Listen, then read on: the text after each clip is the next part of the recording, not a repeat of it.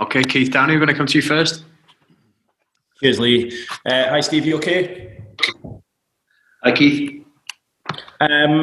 Steve, I guess the match during the week could have been seen as a little bit of an inconvenience to both you and the players. You didn't take it that way. Would have maybe some of the lads who've come in played themselves into your thinking for the weekend? Well, certainly they did everything what was asked of them, that's for sure. And, if they ever sensed an opportunity to get into the team, then they've certainly performed in that way. And as for the coach or the manager or whatever you want to call me or whatever it is, then it can only be a good. They've certainly done their bit, and let's hope I do my bit on Sunday by picking the right team.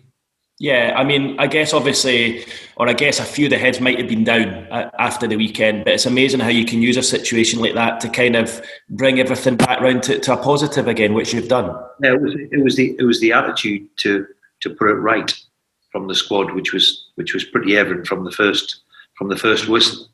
And on an awful evening, no crowd, no supporters, it's quite easy then to get sucked into just being easy ozy with it, not do it right. Thankfully, what should be a given was a given. They all absolutely worked extremely hard and got their rewards for it, because from the first whistle to the last, we were very, very good, which was pleasing, because that's the sort of reaction you want after a disappointing result last weekend.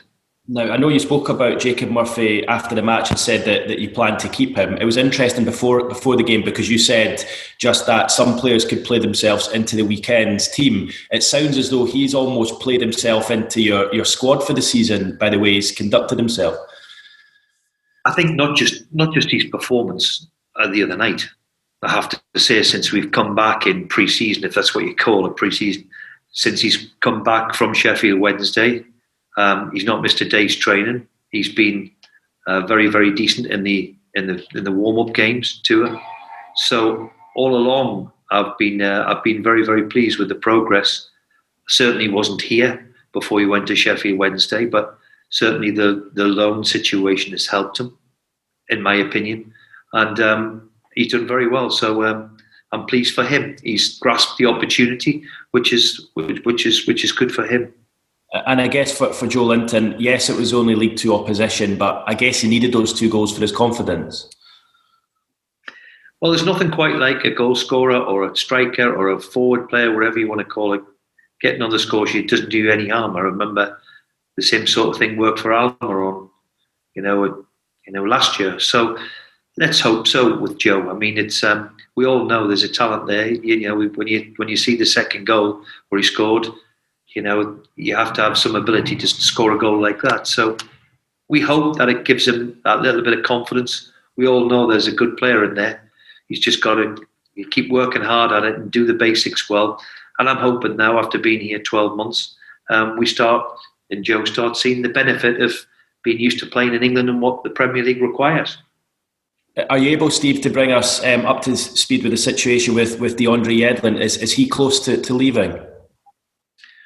Well, I certainly haven't heard it. I keep reading it, and the speculation is there surrounding him. Look, there's no disputing that. There's 1 or 2 in the squad who, in right back area, we've got 3 right backs for one position. So look, DeAndre will decide that. I'm sure.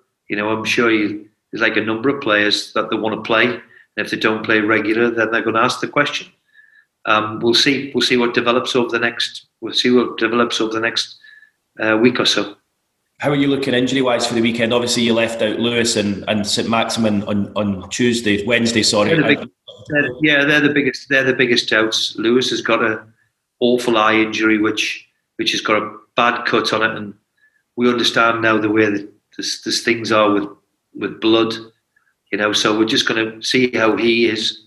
And Alan's got a slightly twisted ankle. We'll see how he is too. So it's a bit early yet for me to make the call before Sunday. But they're the main 2, along with Kieran Clark. Unfortunately, hurt his thigh the other night, and so I don't think he'll make it. But the other 2, we're hopeful.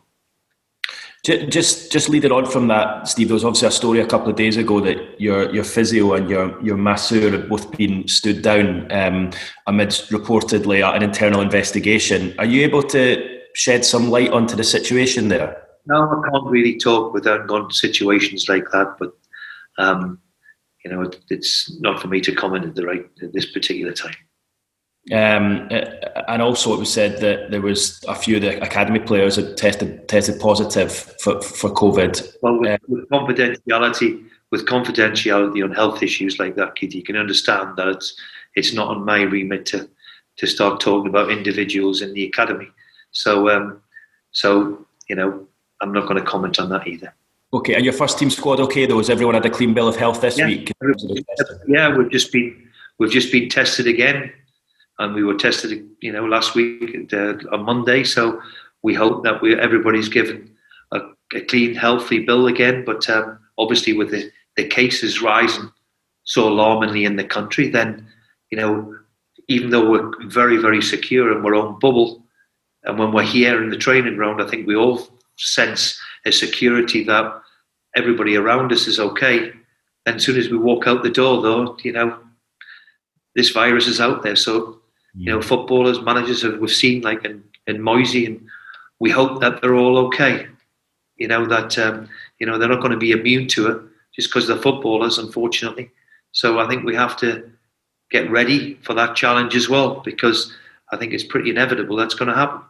Yeah, it was interesting. I was actually just speaking to Kevin Blackwell there in the last half an hour, who's obviously taking the team tomorrow at Borough with Neil Warnock still recovering, and they're saying they've looked into it for a while and they actually can't work out where he's got it from. So it just shows you can be as safe as you can, and yet you can still contract it. Of course. And I rang Neil the other day to just see how he was, to make sure he was okay. But look, we're not going to be immune to it. And if we can just look at what the government are telling us, then yes, we're very secure in our environment here. But as soon as we walk out the door, we put petrol in the car, or we go to do a bit of shopping or whatever we do, then we're just as vulnerable as everybody else. So, I think over the next few weeks, it's going to make more and more headlines, because I can only just see it, that we're going to pick up, unfortunately. But when you look at the statistics of the Premier League and what they've done over the last 4 or 5 months, then it is very few. So let's hope that continues. Last one from me, Steve. Obviously, you had a real flurry of transfer activity 2 weeks ago when the three arrived.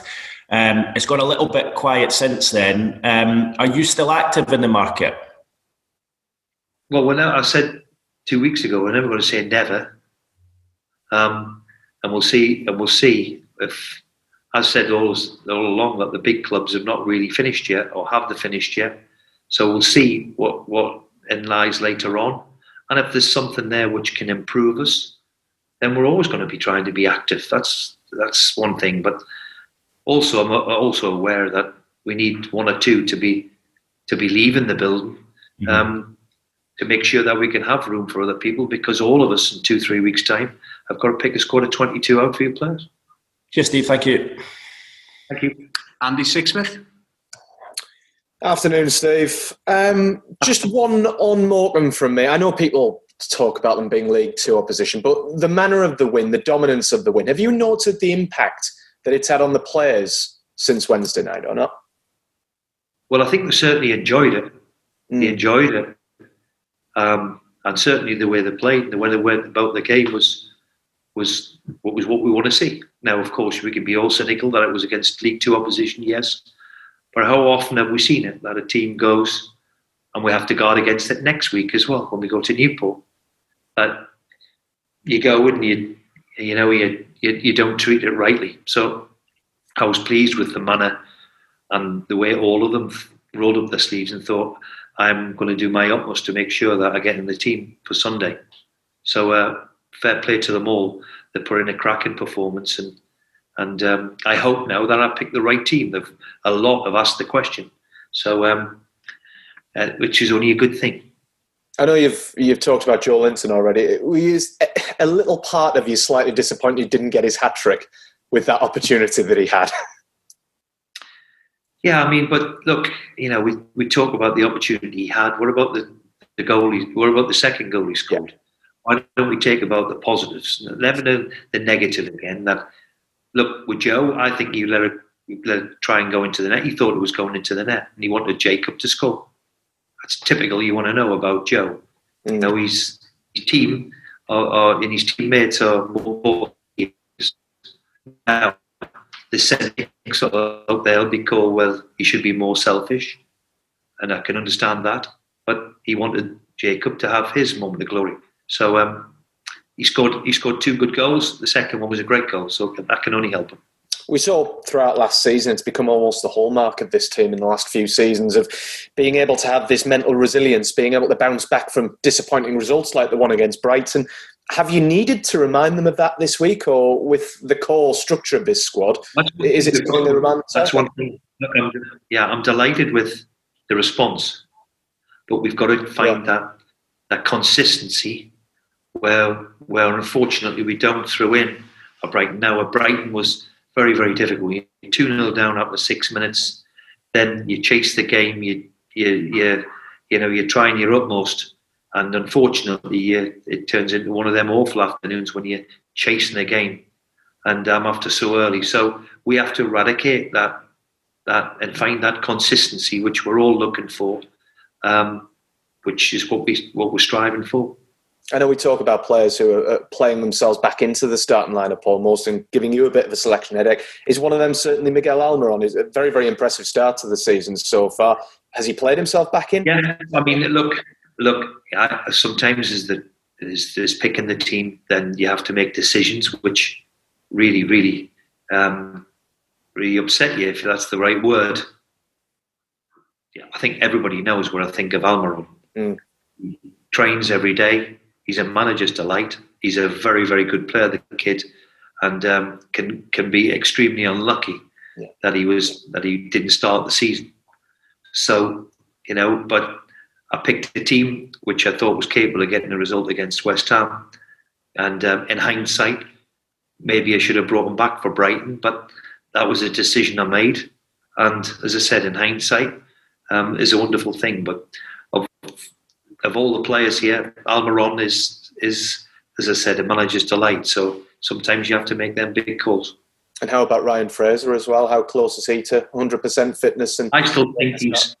Look, we purposely left him out. He's now played 2.5 hours in the last week, that's for sure. So it's still early. I still think we've got to be careful with him because he hasn't played or hasn't really trained with anybody for a long, long time. So I'm just a bit guarded with him because his game's all about pace and explosive, and we'll see how he is. But certainly the 2.5 hours that he's got under his belt will certainly do him the world of good.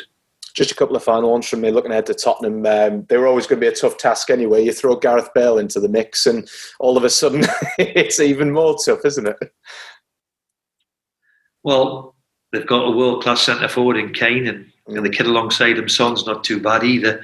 So if you put Gareth Bale in the mix, then that's what we play in the Premier League for. That's what we enjoy playing against, enjoy trying to do something against them, enjoy the spectacle. All the beauty of the Premier League is when I see the players the top teams are bringing in, then it is undoubtedly for me the best league in the world, and to be part of it and competing against them is fantastic. And obviously a top team and a top manager in Jose Mourinho as well. How do you kind of assess the job he's done so far at Tottenham Hotspur? Because he's got his praise. Well, I said it last year. It gives me all the courage that I need that people can criticise Jose Mourinho. Let's be brutally honest here. He's going to go down in folklore of what he's already achieved and what he's won is probably only bettered by Sir Alex. Yeah. So how he gets criticised is as I said, is ridiculous, because he is one of the great coaches, managers that certainly of the last decade or two, and so I've got the hugest respect. I know how difficult a job it is to go and win things like he's done in every country he's been at, and the trophies he's won, and what he's achieved, where he started from, where he is. You can only take your hat off to him and say, as a fellow coach, manager, that you say, well done. He's been terrific, and he still is. Just finally, excellent result last season down at their place. Are we likely to see a similar sort of setup to try and replicate that sort of result on Sunday? Well, we have the same sort of result. We're taught the setup is for you to guess, but it'll be great to get a good result again. That's for sure. Top man. Thanks, Steve. Appreciate Thanks, it. Andy. Thank you. Thanks. Hey there, Don. Can you hear me all right? I can, Don. Yeah, can now. Hello, Steve. How are you doing? I'm okay, thank you. Good. Just mentioning Gareth Bale there, apparently he will not be fit to play until October, which must be something of a relief. October's 10 days away, isn't it? Something of a relief, yeah. I mean, I've just said, the beauty of the Premier League is, look, they've got Kane and Son, and they've got these top teams now, and our class Tottenham is a top team. They've got great players. So, that's what we're up against. That's what we're competing against regularly. And yeah, it is a bit of a mouth-watering front three when you throw Gareth Bale into the mix with them two. So we're under no illusion how difficult it's going to be. Just a quick word on the decision not to start allowing fans back into stadiums from October. How disappointing is that? Well, I think it's disappointing for all of us, for sure, because it isn't a spectacle. My thought goes to the smaller clubs too. I mean, look, even the big club are hemorrhaging money. Let's not put about the bush there. But it's not just all about money. It's the lifeblood and the spectacle.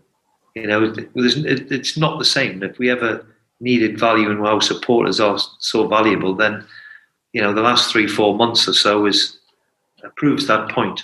But my thoughts are always with a smaller club, like we were the other day, Morecambe. How they're going to keep surviving without any people coming into the ground. And they've been here 100 years, these clubs. And unfortunately, if we're not careful, I think we're going to see a lot of them find it very difficult and may not survive, which is the difficulty that the government faces with, I suppose, all the economy of how we beat this virus and how we keep the economy going the way where we all would like to be. And obviously the prospect of there not being any fans for 6 months, there's no light at the end of the tunnel almost. Exactly. So, yeah, it's difficult, and there's difficult decisions to be made, and we see cases and the number of cases yesterday in this virus, and the whole thing is very, very difficult. But it is difficult to see light at the end of the tunnel. So whether the government will jump in we'll have to wait and see. And I guess for you, I suppose you're just pleased to be able to play, though. Well, we're fortunate. We're fortunate in this environment that we're in, that I think all of us feel a bit secure because we are tested twice a week. However, I do think it's going to be on Premier League clubs. I can only see, we've just seen 3, of the West Ham lads, and with the way the cases are, we're okay in the environment we are here, but as soon as we go outside, we're as vulnerable as anybody else.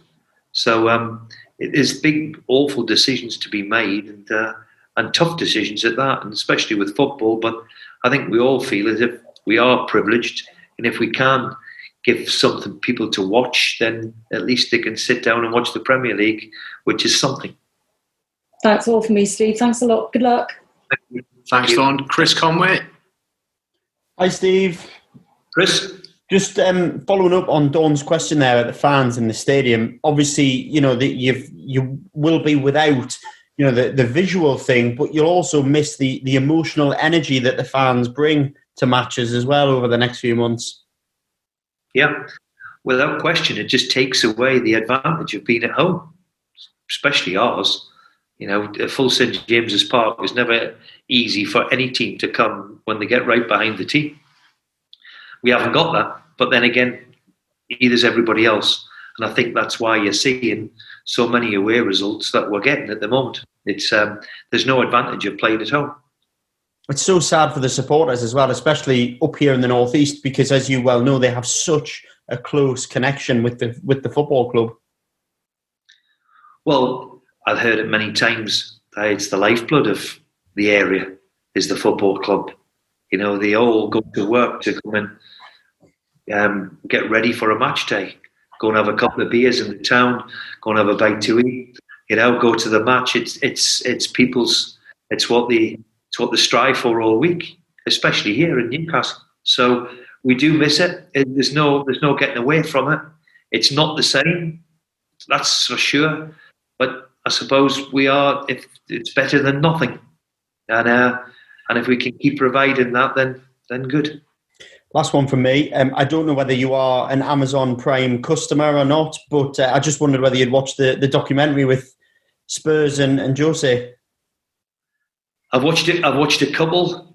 If you're going to ask me about Jose, then it gives us all a little bit of relief when he gets a bit of stick, because I just do not see it. Because let's be fair, we're talking about one of the greats here. You know, when you look at what he's won, what he's achieved, not in this country, but in Italy and in his home country, in Spain and Portugal, it's quite staggering of where he's come from and how he's done it. So I'm a big Jose fan, because I know how difficult this job is. And when you're at the top of the tree like he is, then we all aspire to him. So I've had a little watch.